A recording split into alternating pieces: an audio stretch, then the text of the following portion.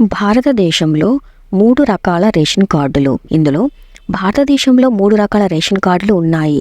నిరుపేదలకు అంత్యోదయ కార్డులు, దారిద్ర్య రేఖకు దిగువన ఉన్నవారికి బీపీఎల్ కార్డులు, ఇతరులందరికీ ఏపీఎల్ కార్డులు.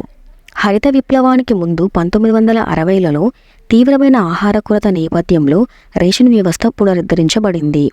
ఎఫ్సిఐ ద్వారా సేకరించబడిన ఆహారం సమాజంలోని పేద వర్గాలకు ప్రభుత్వ నియంత్రణలో ఉన్న రేషన్ దుకాణాల ద్వారా పంపిణీ చేయబడుతుంది. దీనినే ప్రజా పంపిణీ వ్యవస్థ అంటారు. దీనికి సంబంధించిన అదనపు సమాచారం ఇందులో.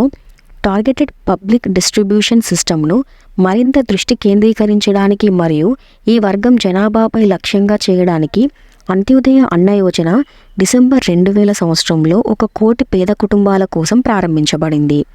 ఈ పథకంలో రాష్ట్రాలలో టీపీడీఎస్ కింద కవర్ చేయబడిన బీపీఎల్ కుటుంబాల సంఖ్య నుండి 1 కోటి పేద కుటుంబాలను గుర్తించడం మరియు వారికి అధిక సబ్సిడీ రేటుతో ఆహార ధాన్యాలను అందించడం కూడా జరిగింది.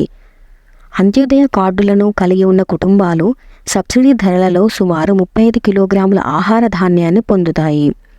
ఈ కార్డును పీడీఎస్ పసుపు కార్డు అని కూడా అంటారు.